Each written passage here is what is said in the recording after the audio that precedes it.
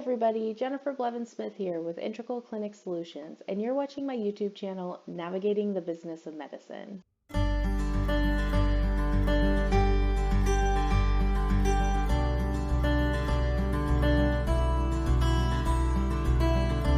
Today we're going to do a high-level overview of the CAQH ProView sign-in page and also how to register for a new CAQH profile. I won't be able to do a lot of the registration process because I am not a provider and you have to have some required information in order to move forward, but I just want to kind of orient you to this portal, where to log in if you have an existing CAQH username or CAQH ID number, and then also how to get started by creating and registering for a CAQH ProView profile if you do not. If you don't have it bookmarked yet, you can just put in CAQH ProView. ProView is where the providers log in, and it will bring this up in Google. The first entry, you have a login page, so this will take you right to if you have an existing username or a CAQH ID number. The nice thing about this is you can either use your CAQH ID number in this spot for username, or you can use the username in which you create and then the password. And if you can't remember your username, you can click on this. If you can't remember your password, you click on this. It's very, very helpful.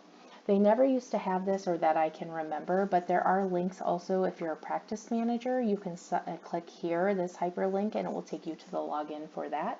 And then sometimes there is also another option down here where payers or organizations can log in. So that's really nice. And the purpose of a practice manager is you can sign in and create a profile for the practice. So when a provider who is working for you needs to update their CAQH ProView profile with your practice's information, it will already be in the system for them, and they just have to pull it from the drop down instead of having to hand enter the name of the clinic, the address, the phone number, fax number, working hours, all of that data. That's a big freaking mess and can take time. It's nice if you've already created the practice manager sign in for that specific practice, because then they can just pull that data into their individual provider accounts. Now, when people work on your behalf, you should still have your own username, your own password. You should have your account associated to an email that you can access even if you were not to be employed by the current employer in which you use. I would encourage you not to use a work email. I would use a personal email or a personal/business email you use for yourself, so that no matter who you're employed by, it does not matter with your accessing of the CAQH profile for yourself, because the CAQH profile is for you and your career. It's not by organization.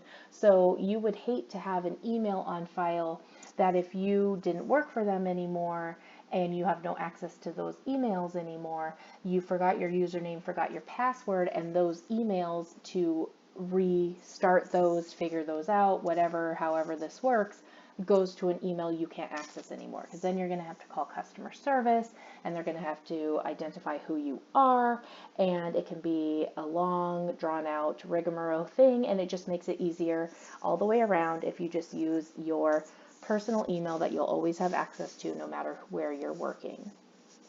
If people are working on your behalf, which is common, and maintaining your CAQH profile for you, then you would provide them with your username and password, and any email communication you get from CAQH while they're helping you, you can just forward those emails to them. I would not put their email address in here either. And then when you no longer work for a practice that is maintaining this for you, or no longer are associated with a person who is doing this for you, like they quit where you're working and they no longer work for you, I would go in and change your password. And it's just that simple. But you should always have your information. It's your profile. It's you as a provider being able to have access to this. And you will need to when you're credentialing. So if you don't already have access to it, you're going to click Getting Started because that means you don't have a CAQH profile. Now you'll want to read through this. It will tell you, how getting started works, what's the purpose of this, yada yada. And then down here, there's some important little hyperlinks that you should be reading. Now, if you're going to be setting up your CAQH profile, you need to give yourself enough time to be able to do it the right way and provide your undivided attention to it. You need to have all the information, all the data at your fingertips, whether it's an electronic document that you can click on a link and resource from, or if you have it paper in front of you, but you do need to have certain things at your fingertips in order to do this data entry. Some of these steps you cannot move forward without entering this required information, which will be indicated by a red dot. Other things you can say, oh, it's not required, I'll go back and fill it in, but chances are you will probably forget and it will cause issues down the road. And then the other thing is if you don't have everything at your fingertips, it's a required field and you're walking around your house, your office trying to find the information they're looking for, it could time out on you. It might not save your progress and you'll have to start all over. So please take the time right here, familiarize yourself with the type of information that this will require. And this gives you everything. All your basic personal information, your education and training. They're going to need dates. They're going to need formal names of your schools, not just what you call it, but like their legal name of the school, your specialty and board certification information, the practices where you have worked, where you do work, and all their information, any hospital affiliations that you work with, your malpractice insurance information, work history, and your disclosure of malpractice history. And then they're also going to ask you to upload documents proving a lot of this stuff. So you'll have to upload documents showing your licensures, your DEA certificates, your liability information for malpractice, and you have to upload these documents to your CAQH profile, and then it gets vetted by somebody at CAQH, and once they approve and say it is correct, everything we have asked for is in there, then they will put your application as live. So you want to make sure that you have all of this either electronically already so you can upload it to your profile, or that you can scan it in to your profile when it asks for it, because your application will be incomplete without it. So make sure you look through this and gather all the information you need. Then here are the required steps. It's going to tell you that you're going to register, and then you're going to complete all the application questions, that's where all that information comes in and all those documents. You're going to have to complete any outstanding required fields. So after you get done filling out the information, it will tell you if you're missing any information in required fields. You're going to have to review it, and then you're going to authorize participating organizations to access your application data, which means you will be allowing insurance companies, or AKA participating organizations, to come in and get your application information from here instead of filling all this information out again separately and sending it to them for the credentialing process, and also for re-credentialing in every 3 years. And then you have to attest to your application, and the attestation is every 90 or 120 days. I can't remember. You will get emails reminding you of this, and as it gets closer to being due, you'll get more and more emails. So again, use your personal email address, forward it to somebody who's maintaining your CAQH profile. If there is somebody helping you with it, do not put their email address in here for that communication. And then again, upload your supporting documentation. And then have the proper materials. This is what you're going to have to scan in.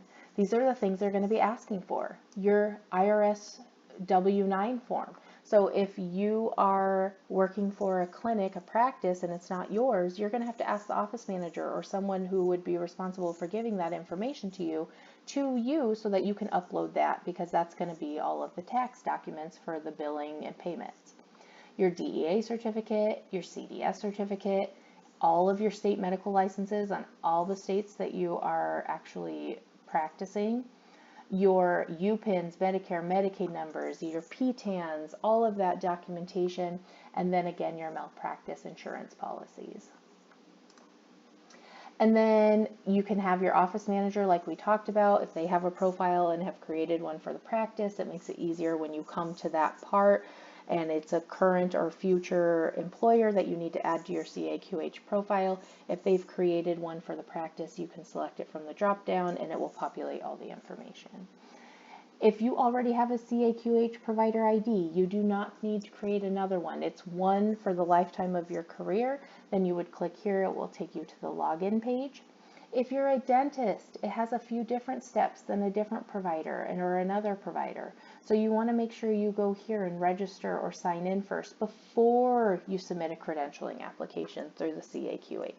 So make sure you're reading this, take the time, click on the hyperlinks, and make sure that you don't already have a CAQH profile. So if you're not sure, then what I would definitely do is go to the login page, which is login, come here, forgot username, and put in your participating organization ID and the email address, and you'll know the organization ID and what that means, but there's a little question mark here that can help you. But just, make sure that you check that first if you're not sure, and don't just create a duplicate. And there's also, different places on here. I'm trying to see where the resources are. There is a resource on here somewhere where you can click and it will give you, the home page, where you can do a video, I forgot my username or password, video for single sign-on for dentists, and also the CAQH ProView provider user guide. So make sure you read that, look that over either before you start the registration or after you create your application, and so you are familiar with the purpose behind this and what you need to do. I'm going to do a part 2 to this video to show the beginnings of registering for the CAQH, so join me at our next video so that you can see that. Smash the thumbs up button if today's video was helpful. Subscribe to my channel if you haven't already. Take care of yourself, and thank you for watching. Bye-bye.